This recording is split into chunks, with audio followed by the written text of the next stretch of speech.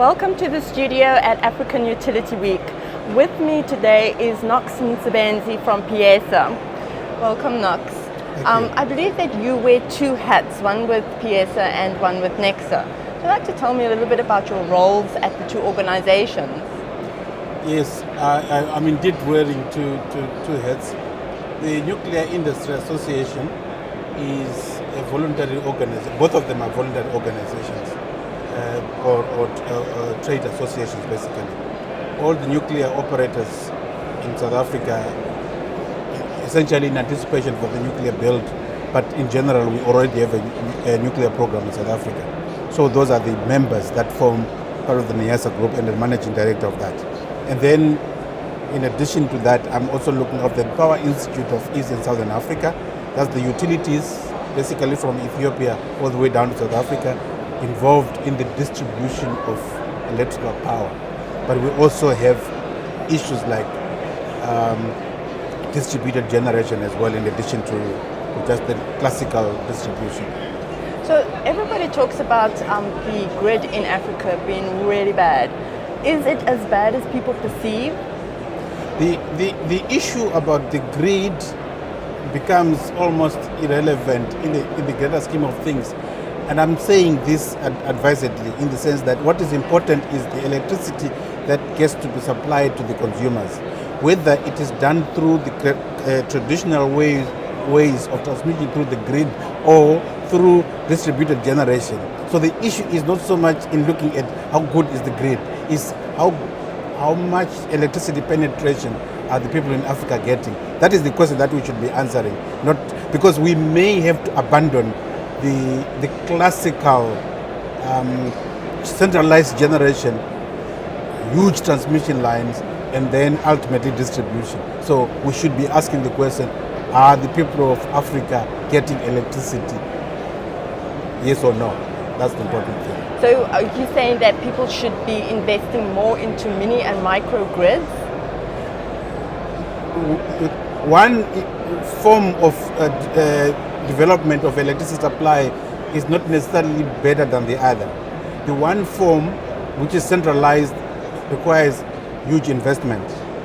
But you could also speak about economies of scale. So it has got its advantages. The mini and micro hydros also have got their advantages, and it's horses for courses. In places where the geography is very dispersed and the population is very scarce, it would not make sense to have huge generation power plants. It makes sense to have smaller power plants that are fit for those kind of localities. But given that we are talking about a lot of urbanization, not only on the African continent, we may be required to look at centralized generation for particular applications. If you've got a city of 10 million people, distributed generation is not going to solve the problem. You would need massive amount of power generation, including the factories around that kind of a settlement. So each solution should be sought that suits the particular problem. Are you saying also that distributed generation can increase the number of manufacturing and industrial companies that we have in Africa?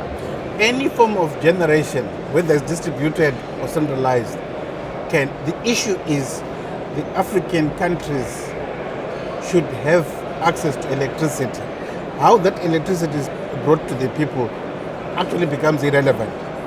But we are saying the new form of generation of electricity, which is called distributed generation, is opening up new ways which require less investment in huge infrastructures. So that is an opportunity that needs to be pursued very vigorously. But that does not say at the expense of the infrastructure.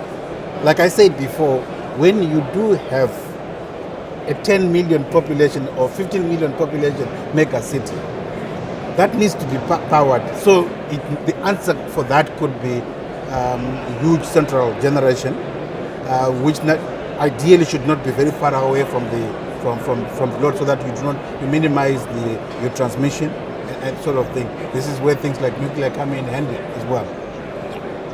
And what are the reforms that we need to be looking at, not only in South Africa but other African countries? Forms of energy. we are, as some people have said, Africa has got vast amounts of energy but very little power. We've got a lot of sunlight, we've got a lot of wind as well, we've got a lot of coal, albeit the issues around clean energy and carbon emissions. I would say that the approach that the South African government has taken of having a mixed bag, a basket of energies, nuclear, wind, solar, hydro, where it's applicable, because we've got very little water in South Africa. All these forms of energy should be looked at. And I still believe that even with the carbon, with the coal, there's such a thing as clean coal. We should be looking at that. One of the forms of energy that we're not looking at very well, unfortunately, which has been developed, bedeviled internationally, is nuclear. And I believe it has got a lot of potential for the African continent. We should look at that. So the rest of the continent should actually follow suit in terms of what South Africa is doing, having a mixed bag of energies to generate power. And South Africa has almost committed to an extra 9,600 megawatts of nuclear. When do you think that is actually going to happen? I think a lot of the groundwork has been done. From where we stand as the Nuclear Industry Association, the vendor parades was the last engagement that the government made with the various vendors from the different countries. So as far as we understand, everything has been done. Perhaps the details of the procurement processes need to be ironed out, but those are processes that we are not privy to. That's what the government is doing, but we are waiting in anticipation, and we are ready to kick the process off. And lastly, renewable energies has come to the fore quite strongly recently. Do you think this is going to impact on our coal and our nuclear?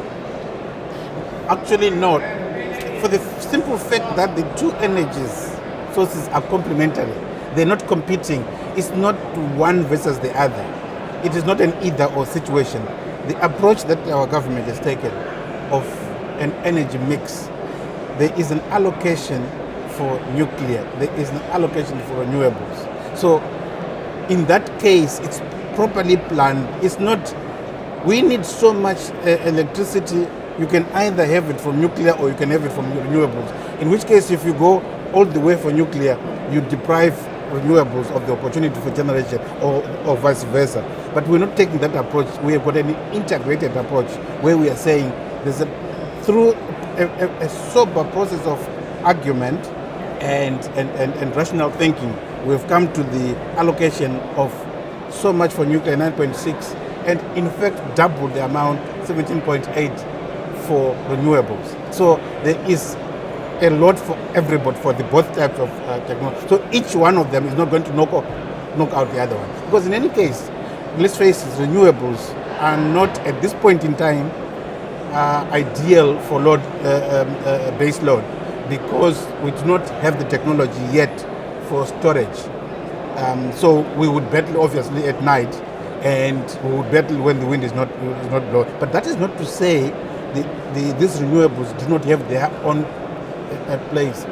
I'll be quite happy to know that there is a hospital that runs during the day very efficiently when the sun is shining or when the wind is blowing, especially in places where you cannot get the grid anywhere.